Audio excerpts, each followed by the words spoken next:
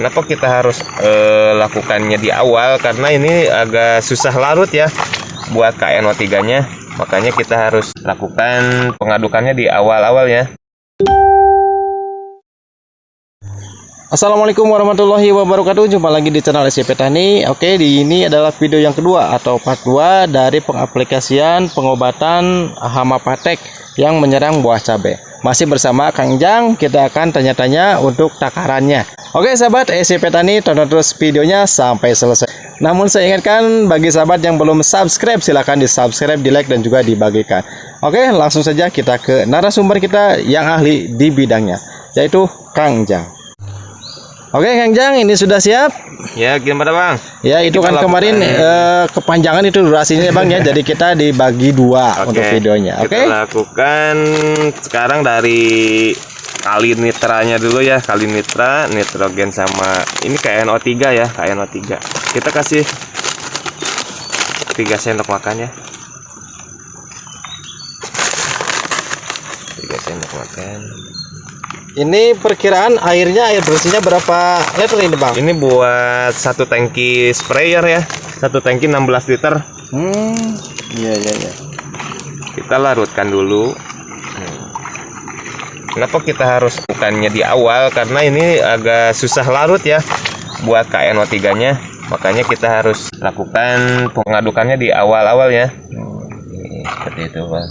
Banyak yang masih butiran ini.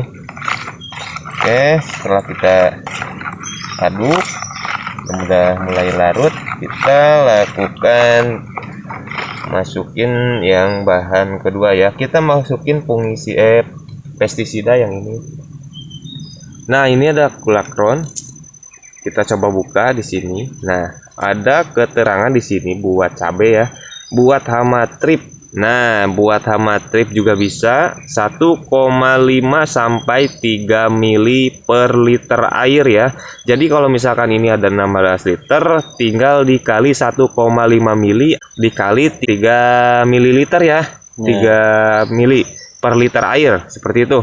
Nah, kita tinggal kalikan saja. Buat kutu daun juga bisa, lalat buah juga bisa, buat ulat gerayak juga bisa nih Bang. Tuh, ini 1 botol ini buat beberapa hama ya, buat beberapa sasaran seperti itu Bang. Nah, oke, kita ambil di buat hama tripnya saja ya, 1,5 sampai 3 mili ya. Nah, 1,5 tinggal kita kalikan 16 liter ya. Seperti itu Bang. Kurang lebih ke 3 sendokan. Seperti itu. Nah, kenapa? Karena 1 sendok ini ada 5 mili. Ketika kita kasih 2 sendok berarti 10 mili buat 15 liter ya. Nah, kurang lebih seperti itulah. Lebih kita kasih 2 sendok setengahnya aja biar dipas, karena menjaga dari resisten dari hama-hama tersebut. Apa itu resisten? Ditakutkan hamanya itu jadi kebal kalau misalkan kita kasih dosisnya terlalu tinggi ya. Seperti itu Bang. Makanya kenapa kita bingung gonta-ganti pestisida, karena ya mungkin dari pengaplikasian pestisida seperti ini dia tuh kurang pas dengan takarannya. Asal ditakar aja, tidak memenuhi anjuran dari pestisida tersebut ya, harus berapa, harus gimana, kita ngasihnya kita asal-asalan aja seperti itu Bang. Makanya kita penting ketika kita beli pestisida, kita lihat keterangan dari sini, kita ukur, kita pasin. Kalau misalkan dari keterangannya seperti ini minimal 1,5 dan maksimalnya sampai 3 ya. Seperti itu loh Bang. Iya. Jangan kelebihan ya Bang ya. Kalau misalkan kita ngasihnya kelebihan, itu akan berdampak, biarpun mati pasti ada beberapa hama tuh yang masih kuat. Nah, dari hama tersebut otomatis tuh yang sisa dari hama tersebut pasti akan mempunyai sifat resisten. Resisten itu dia tuh akan lebih tahan dari pestisida ya, kebal dia akan bakalan lebih kuat. Nah masalahnya seperti itu. Kalau misalkan dia udah kuat, udah kebal, otomatis kita harus nyari bahan aktif yang lebih lagi. Seperti itu Bang. Makanya kita takarannya di pasir aja, memenuhi atau mengikuti anjuran dari kemasannya tersebut loh Bang. Nah, yang kedua, kita di sini ada bahan aktif asepat ya. Asepat 75%. Nah, dengan golongan 1B. Nah, seperti itu loh Bang.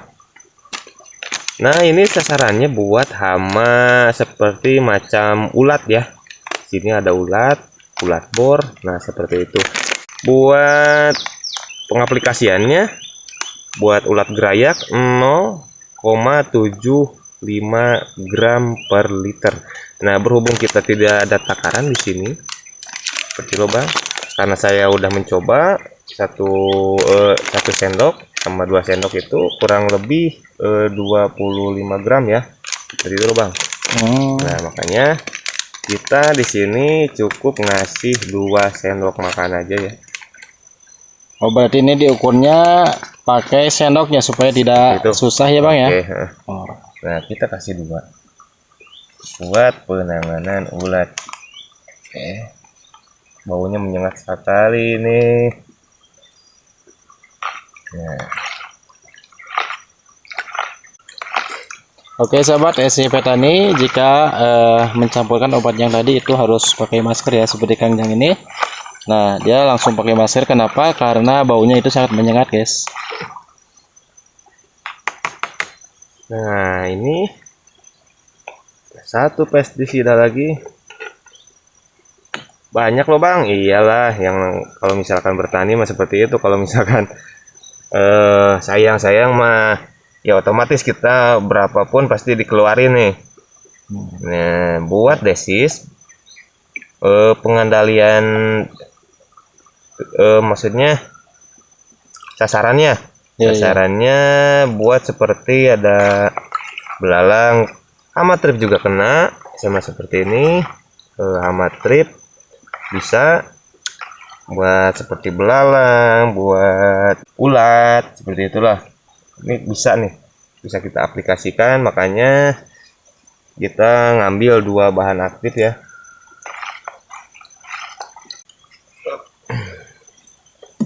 Kita masukin terlebih dahulu.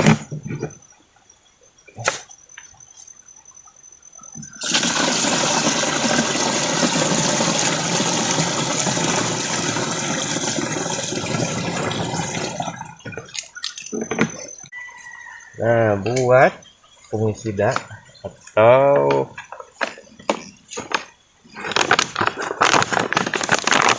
pestisida yang ini, kenapa kita nggak lakukan mix bareng sama dia? Karena ini tuh bahan aktifnya berbeda ya.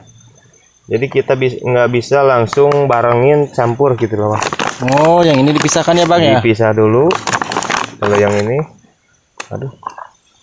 Kurang lebih ini takarannya berapa sendok Bang? 2 sendok makan aja. Oh 2 sendok. 2 sendok makan. Cukup untuk 16 liter ini.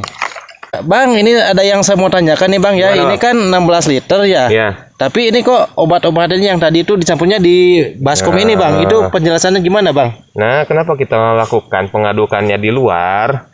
Karena kalau misalkan kita langsung masukin semua bahan-bahannya ke sini, bahan aktifnya di sini, langsung kita aduk di sini, belum tentu bisa larut sempurna ya. Belum tentu kita bisa. Nah, kalau misalkan kita langsung masukin ke sini semua, otomatis kalau misalkan bahan seperti ini, tembaga hidroksida ini, kan otomatis dia tuh nggak bisa dicampur. Nggak bisa dicampur sama pestisida yang lain, makanya kita langsung kita pisahin dulu di sini. Kita pisahin biar daya kerjanya itu bisa maksimal ya. Oh seperti gitu alasannya Bang ya. Nah seperti itu ternyata Bang. Nah setelah larut kita bisa langsung tuangin ke sini tuh. Bang masih ada kan? Oh iya Bang, tuh ada dedak-dedaknya. Nah seperti itu, kita larutin lagi aja di luar. Kalau misalkan kita langsung ke sana, masukin ke situ, tangki kita, dia tuh nggak bakal larut sempurna Bang. Yang ada nantinya kalau misalkan yang atas itu air, yang bawahnya pestisida semua, takutnya atau efeknya pasti kalau misalkan mengenai tanaman kita pasti itu akan keracunan ya. Seperti itu Bang. Iya Bang. Nah seperti itu ternyata sahabat tani alasannya kenapa harus diaduk di luar, nggak langsung dicampur ke dalam jeligen ini.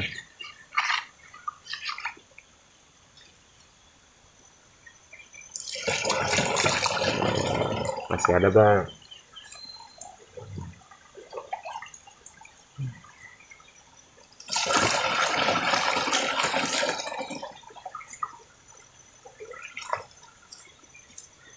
Oke, seterusnya kita tinggal kasih suplemen ya. Suplemen buat penyembuhan. Buat tanaman itu jadi sehat ya. Kita kasih 4 sendok makan. Nah, buat perekatnya, ini perekat, kita kasih 3 sendok makan ya. Nah, fungsi perekat di musim hujan seperti ini sangat berpengaruh ya, karena dia tuh bisa menempel sempurna, menembus merata. Seperti itu loh Bang, penyerapannya biasa lebih maksimal. Biarpun terkena air hujan, misalkan kalau udah 2 jam 3 jam terus di lahan kita terguyur hujan, dia tuh bisa lebih bertahan ya. Yang namanya pestisida kalau misalkan udah terguyur air hujan, kalau misalkan pestisidanya sifatnya kontak, otomatis dia tuh akan larut atau luntur ya kalau misalkan tidak menggunakan perekat seperti itu.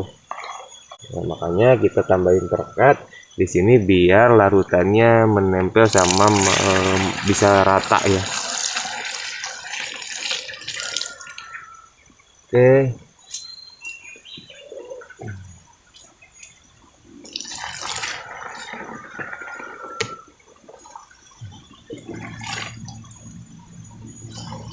Buat air nih maksimal kalau di sini, jangan bingung. Biarpun musim kemarau, alhamdulillah buat penyiraman, buat penyempraian berkah lah. Ada mata air ya Bang ya. Iya. Kita manfaatin yang di alamnya saja. Tergantung kita bisa menanggapinya. Kalau misalkan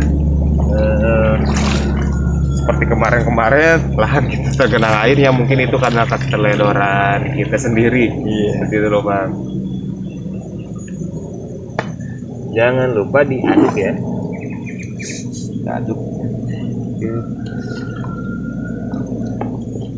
biar merata, bahan-bahan aktifnya bisa tercampur sempurna ya.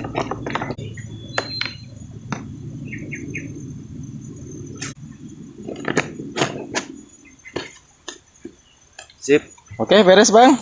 Untuk selanjutnya ini gimana Bang? Tinggal kita aplikasikan saja pada tanaman-tanaman kita, apalagi yang tadi tuh ada yang habis terendam. Nah, di sini tuh dia tuh perlu ya, penting. Dia tuh penting buat asupan nutrisi seperti jenis Vitaron seperti tadi ya. Karena dia tuh bertujuan buat pemulihan biar daya tahan tubuhnya kembali bugar lagi ya, biar lebih kuat lagi. Seperti itu loh Bang. Ya. Nah sahabat SCP Tani, seperti itulah untuk takaran-takaran dari obat-obatan yang akan kita semprotkan sekarang ya. Oke, semuanya sudah beres. Jadi yang tadi dicampur-campur itu hasil akhirnya jadi 16 liter yang ada di jeligen itu. Oke, Bang Ijang langsung mengaplikasikan, menyemprainya. Sahabat SCP Tani, seperti itulah untuk cara pengadukan dan juga takaran-takaran ya. Pokoknya detail banget dari Kang Ijang ya, nggak ada yang dirahasiakan, langsung dibagikan ke publik ya. Semoga bermanfaat. Silahkan ditiru saja. Oke, Kang Ijang itu langsung melakukan penyempraian dari obat-obat yang sudah diracik tadi ya guys ya, yang sudah dibagikan kepada SCP Tani.